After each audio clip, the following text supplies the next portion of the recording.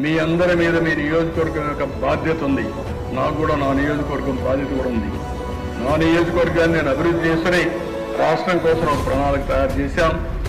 ఇక్కడే deputy CM గారు, Janasena, BJP, Telugu Desam శాసనసభ్యులందరూ ఉన్నాం. మనందరి సంయుక్త బాధ్యత ఏ విధంగా మనం నియోజకవర్గాలను అభివృద్ధి చేద్దాం, పోటీ చేసి అభివృద్ధి చేద్దాం.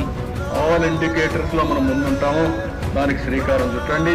మీకు పూర్తిగా సహకరించే బాధ్యత ఒక లీడర్గా, మీ యొక్క టీం లీడర్గా నా బాధ్యత. దాన్ని ఉపయోగించుకోవడం మీ అందరి యొక్క బాధ్యత తెలియజేసుకుంటూ ఈరోజు మనం పెట్టిన విజన్ 2047, ఆ రోజు విజన్ అంటే నవ్వారు. ఇప్పుడు నవ్వే వాళ్ళు లేరు. ఎందుకంటే నవ్వితే ప్రజలు అసహించుకుంటారు. అప్పుడు ప్రజల్ని మభ్యపెట్టడానికి ఈయన విజన్ మాట్లాడుతున్నాడు, కోర్టు ఉంటేనే మాట్లాడే పరిస్థితికి వచ్చారు. కానీ ఈరోజు అన్నీ కూడా ప్రూవ్ అయినాయి. ప్రూఫ్ ఆఫ్ కాన్సెప్ట్ ఉంది. అందరూ యాక్సెప్ట్ చేసే పరిస్థితికి వచ్చారు.